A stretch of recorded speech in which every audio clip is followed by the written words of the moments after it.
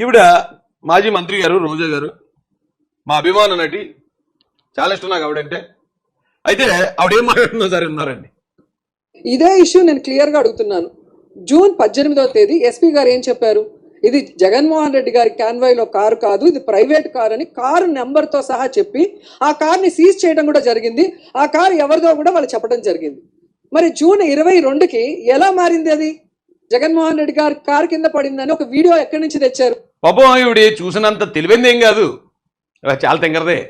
అయితే మీకు చిన్న ఎగ్జాంపుల్తో చెప్తాను. రోజా గారు అప్పుడు మార్చి 15వ తారీఖు 2019 అనుకుంటా, ఆ రోజున వివేకానంద రెడ్డి గారి మరణం జరిగింది. ఆయన చనిపోయిన రోజు సునీతారెడ్డి గారు, షర్మిలారెడ్డి గారు, జగన్మోహన్ రెడ్డి గారు వాళ్ళందరూ వచ్చి చంద్రబాబు నాయుడే చంపారన్నారు, నారాసుర రక్త చరిత్ర అన్నారు.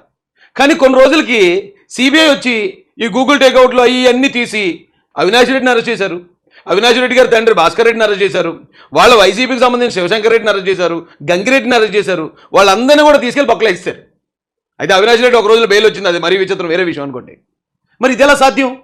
రోజా గారు ఫస్ట్ ఏమో మరి చంద్రబాబు నాయుడు గారు చంపారన్నారు కదా, మరి కొన్ని రోజులకి వైఎస్ఆర్ ఫ్యామిలీ ఎందుకు అరెస్ట్ అయింది? ఎందుకంటే మీ చిన్న బుర్రకి అది అర్థం కాదు. ఆధారాలు అనేది ఒకటి ఉంటుందండి, పోలీస్ ఎంక్వైరీ జరుగుతూ ఉంటుంది. ఇప్పుడు ఒక కేసు పెడతారు, ఎవరో వెళ్ళి ఇక రాజేష్ కొట్టాడు అని రోజా గారు కంప్లైంట్ ఇచ్చారు. ఇచ్చిన వెంటనే రాజేష్ రోజా గారిని కొట్టారు అని ఒక ఎఫ్ఐఆర్ వేసేస్తారు. వేసిన తర్వాత ఎక్కడ కొట్టారమ్మా నిన్ను అంటే ఆ పలానా చోట అండి. అప్పుడు అక్కడికి వెళ్ళి ఎంక్వైరీ చేస్తారు. ఎంక్వైరీ చేసి చుట్టూరు చూసిన తర్వాత రాజేష్ కొట్టలేదండి, ఈవిడే నోటుకు వచ్చినట్టు తిట్టిందని ఎంక్వైరీలో తేలింది అనుకోండి, అప్పుడు తిరిగి మీ మీద కేసు కడతారు. ఎంక్వైరీ అనే ప్రాసెస్ ఉంటుందమ్మా. ఇప్పుడు ఫస్ట్ ఓకే ఎస్పీ గారు వచ్చారు, ఎస్పీ గారు వచ్చి రావడం నిజంగా ఒక పాయింట్ అడుగుతానండి, ఒక సింపుల్ లాజిక్. నిజంగానే ఈ కూటమి ప్రభుత్వం జగన్మోహన్ రెడ్డి గారిని ఎలాగన్నా ఇరుకుని పెట్టేయాలి, జగన్మోహన్ రెడ్డి గారి మీద ఎలాగన్నా దుష్ప్రచారం చేసి ఆయన ఎలాగన్నా ఆపేయాలని ఒకవేళ తప్పుడు పని చేయాలని ఆలోచిస్తే సెంగయ్య చనిపోయిన వెంటనే జగన్ కాన్వాయ్ గుద్ది ఒక వ్యక్తి చనిపోయాడని చెప్పి వెంటనే మీకు హెడ్లైన్స్లో వచ్చేసింది. జగన్ కాన్వాయ్ గుద్దేసింది, జగన్ గారి కారే గుద్దేసింది, లేకపోతే జగన్ గారి కాన్వాయ్లో బండి గుద్దేసిందని విపరీతంగా వైరల్, ఆ రోజు వైరల్ అయిపోను. ఇది ఇదే ప్లేస్లో కనుక వైఎస్ఆర్సీపీ ఉంటే అది గుద్దిందా లేదా అనేది తర్వాత ఎంక్వైరీలో అబ్బాయి కాదట, కాన్వాయ్ కాదట అని తెలిసినా కూడా మొత్తం ఇది లోపల ప్రచారం మొత్తం రాష్ట్రం అంతా. నిజంగా జగన్ గారిని బ్యాట్ చేయాలంటే ఆ రోజున ఎస్పీ గారు వచ్చి ఏం చెప్పాలి? జగన్ కాన్వాయ్ గుద్దో మనిషి చనిపోయాడు, అర్జెంటుగా దీనికి జగన్ గారికి బాధ్యత ఉంది, మేము ఎంక్వైరీ చేసి కేసు నమోదు చేస్తాం అంటారు. ఇది ప్రభుత్వం నిజంగా ఒత్తిడి పెట్టి ఎస్పీ గారితో కనుక ప్రెస్ మీట్ పెట్టించి జగన్ గారిని ఎలాగని ఇరుకుని పెట్టాలంటే. అంతేగాని ఆ రోజున ఎస్పీ గారు వచ్చి ఏమన్నారు?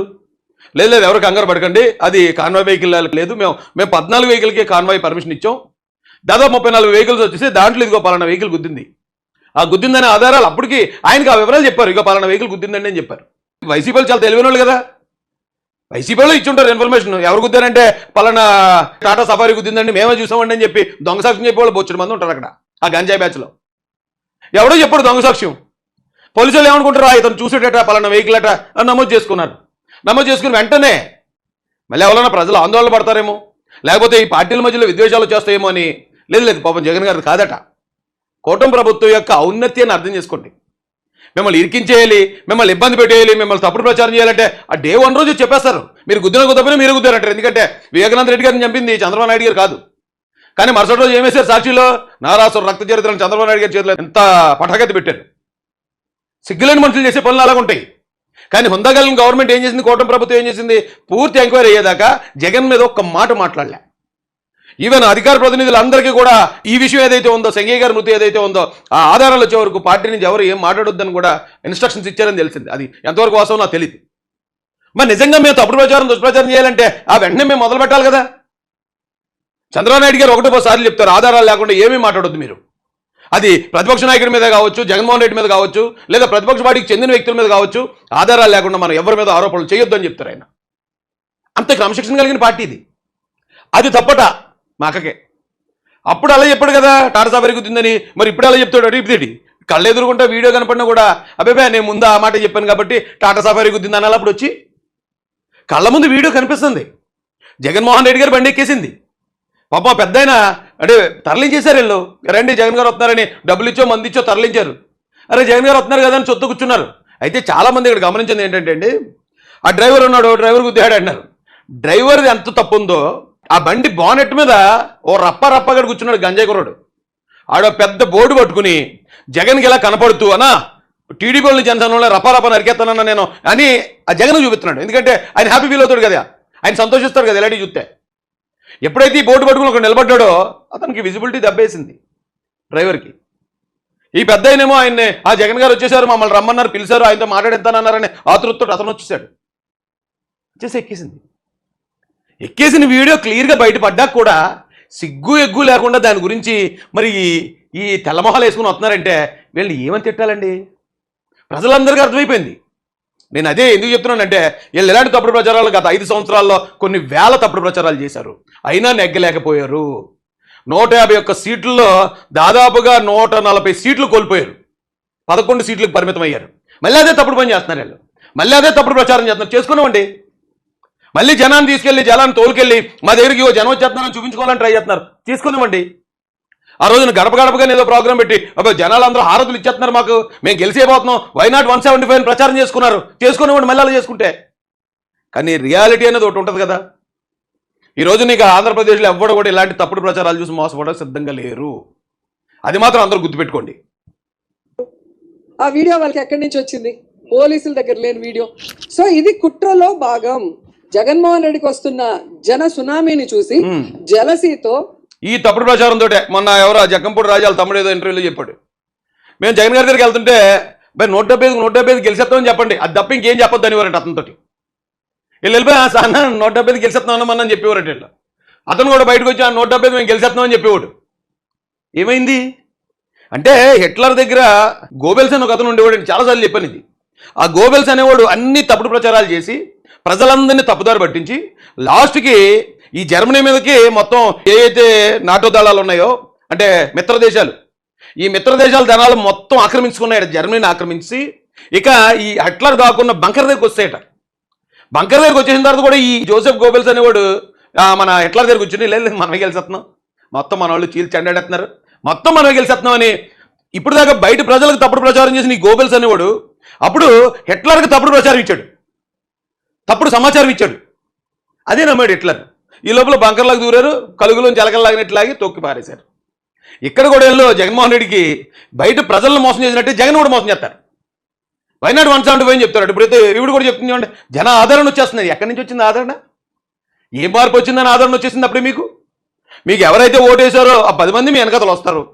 మీరు డబ్బులు ఇస్తేనో లేకపోతే వాహనాలు పెడితేనో జనం వచ్చి మీ దగ్గర నిలబడుతున్నారు. ఇప్పుడు ఏమైనా ఎలక్షన్ ఉందా? ఇప్పుడు ఏమైనా ఎలక్షన్ ఉంది? మీరు జనబలాన్ని చూపించేసి జన విజృంభణ ఎలా వచ్చేస్తుందని చెప్పడానికి ఇప్పుడు ఏమైనా ఎలక్షన్ ఉందా? ఎందుకండి ఇలాంటి సిగ్మాల పనులు? ఇప్పుడు నేను ఒకటే చెప్తాను, వీళ్ళు ఎలాంటి సిగ్మాల పనులు ఇలాంటి పనిమాల పనులే చేసుకుంటారు, వాళ్ళ కింద వాళ్ళే నిప్పు అంటించుకుంటారు. మనకి ఎందుకండి? ఇప్పుడు వెళ్ళి అబ్బాయి అన్న నీకు జన సునామీ వచ్చేస్తుందని అంటారు, ఆయనేమో అయితే మళ్ళీ 175 గెలిచేస్తానని ఆయన అనుకుంటాడు. కానీ రిజల్ట్ 2029 ఎలక్షన్ తర్వాత వెళ్తుంది. మీకు అర్థమైందా? వీళ్ళని ఆపకండి ఎవరిని. ఎందుకంటే నేను చెప్తున్నాను, ఇప్పుడు మొన్న ఒక మీటింగ్కి వెళ్ళాడు, ఇద్దరు లేపేసుకున్నారు వాళ్ళకి వాళ్ళే, అంటే 2 కుటుంబాలు ఓట్లు పోయాయి. మరో మీటింగ్ పెడతారు, మరో కొందరు లేపేసుకు వాళ్ళ కార్యకర్తలు వాళ్ళ ఓట్లు వాళ్ళే తగ్గించేసుకుంటారు.